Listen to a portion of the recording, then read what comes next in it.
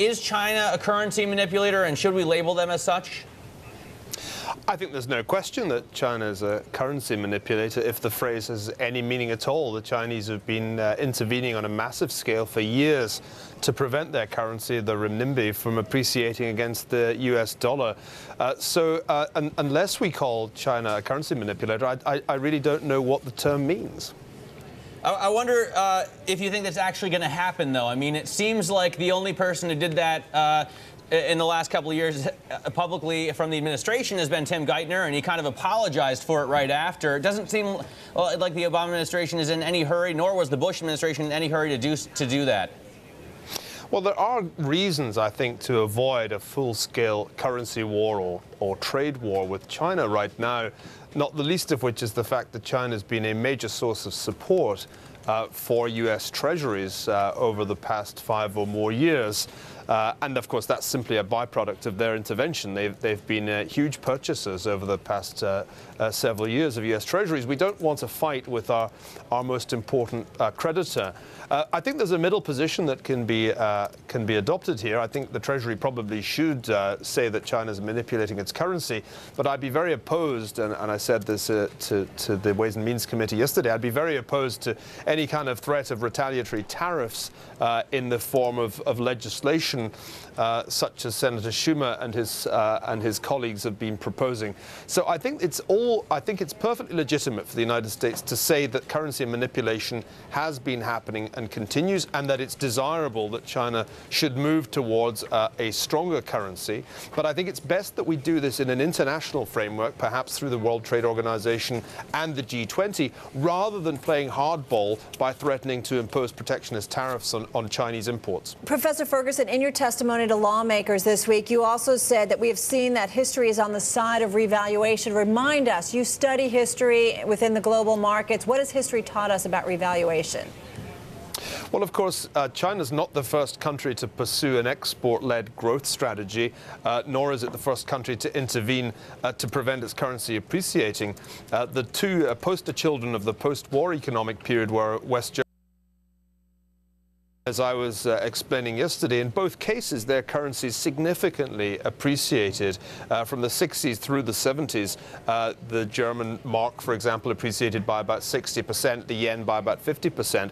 And neither West Germany nor Japan intervened on this scale. They never accumulated such vast reserves as a result of intervention. So China is an outlier here. And I think it's perfectly possible to say to the Chinese, look, in the interest of international economic stability, you should rely on the massive gains in productivity and your very low unit labor costs, rather than on currency intervention to secure your position in international export markets. I think that's a fair argument. It's supported by historical precedent.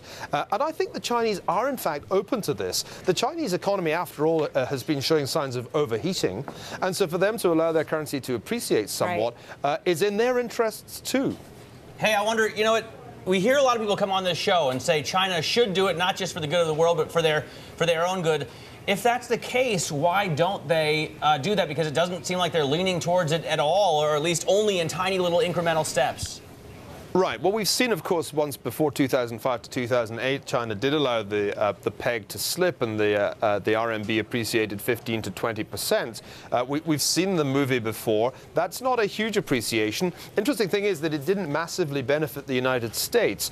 The argument that I've been making is that if China did revalue in the way that many American legislators would like to see, the beneficiaries wouldn't necessarily be U.S. exporters. It might be other exporters in the emerging markets, other Asian competitors of China. The reason that the Chinese are hesitating is they do not want to be seen to do this under US pressure. And here you get into the politics rather than the economics of the question. China feels much more powerful now than it has felt for centuries. And they do no longer want to be shoved around by Uncle Sam. The more we push them, paradoxically, the less likely they are to do it. Well, first of all, I think we've got to be very wary of the argument that this will solve all America's problems and conjure forth vast numbers of new jobs. That argument is being made by, among others, Paul Krugman, and also by representatives of the U.S. trade unions. I don't think the world works quite as simply as that. As I was saying earlier, even if the Chinese did what we asked them to do and appreciated their currency by up to 40%, I don't think that we would necessarily be massive beneficiaries beneficiaries of that. We've seen China increase its imports massively in the last year, but the main beneficiaries have been neighboring countries in Asia, not the United States. But the real worry, Carol, is that if we say to them, you know, stop intervening, let the currency appreciate, what that means is we're telling them to stop buying US Treasuries, because that's the principal form in which their international reserves are held, or one of the principal forms. We've been counting on the Chinese to support the price of Treasuries, and that means keep the yields down. And we've got quite used to yields in the 3 to 4% range. Hey, you know the troubling thought is that could end quite abruptly if the Chinese were to stop accumulating Treasuries. Yeah, you know, Julian Robertson from Tiger Fund has come on here and said that would be absolute Armageddon if the Chinese stopped buying Treasuries. And so many people say they would never do that because they would be shooting themselves in the foot. They hold so many dollar-denominated assets themselves. You say, though, that Beijing today could actually do it. Oh, yeah, but this is a completely absurd argument because, of course, most of China's national wealth, most of their assets in the Chinese economy are in the form of renminbi. So if there were an appreciation of the renminbi, yeah, they would take a hit on their foreign currency reserves, but they would be much, much wealthier in terms of international purchasing power across the board. So this is a non-argument. I don't know why anybody believes this. All right. So, Neil, what do we do here? I mean, what's your advice to lawmakers in terms of how they pursue their policy or trying to get the Chinese to do what they want them to do?